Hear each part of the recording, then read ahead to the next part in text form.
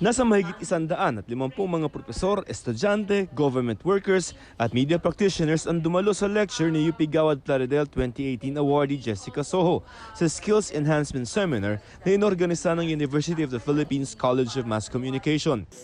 Ang pinakamagandang introduction ay yung walang introduction, yung sinasabi lang ang pangalan. I am very proud to introduce, to call on Miss Jessica Soho. Sa panimula, ikunenta ni Jessica ang 2 taong naging impluwensya niya sa kanyang buhay bilang isang mamamahayag. I guess it can be said that my first lessons in journalism I learned from them. My 2 lolas. Kay Apo Bakit o Lola Sixta Spiras raw niya natutunan ang halaga ng magandang pagkukwento o storytelling. She always made sure she had a steady supply of coffee. The visitors would chat with her all morning until it was time to prepare lunch. And only then will they tell her the real purpose of their visit, para mangutang ng pera o ng bigas na maisasaing. I suppose you can say that from her, I learned about the value of stories and good storytelling.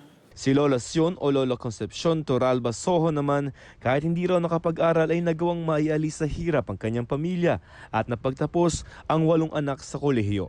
Sa kanya raw niya natutunan ang halaga ng pagsusumikap at katapatan. She also taught me a thing or two about buying only the best and how not to fall easily for sales talk and dishonest weighing scales. O, di ba? I suppose that early on, she was already teaching me investigative journalism.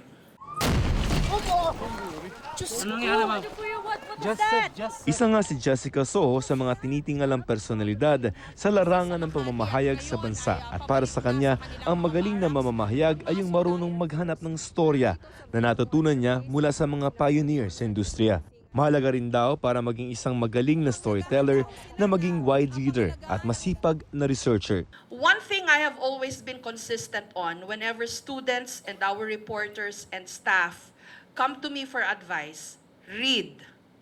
You have to know stuff if you want to write or produce content. Isang katangian din daw ng isang magaling na journalist ang pagiging masinsin sa bawat detalye. The best content producers are the worst control freaks. I do not say that with pride, but it really comes with the job and the territory. We sweat the small stuff. We micromanage. Pati na ang pagiging madiskarte. Kahit ikaw ang pinakamagaling o pinakamasipag, kung hindi ka naman aabot sa deadline at hindi naman umere yung iyong storya, bale wala. At kahit malayo na ang narating sa larangan ng pamamahayag, ay hindi niya nakakalimutang pasalamatan ang mga tao sa likod ng kamera na katuwang niya sa pagbuo ng mga storya. What you see is really the blood, sweat, and tears of an entire team. At sa huli, pinaalala ni Jessica na ang pamamahayag ay isang mahirap na trabaho. It is thankless, dangerous, and cruel, and demands and consumes so much from each one of us. As my colleague and fellow UP-CMC alumni Malu Mangahas, also of PCIJ, or the Philippine Center of Investigative Journalism, once said, journalism is a far bigger cause than any one of us. Joseph Morong, GMA News.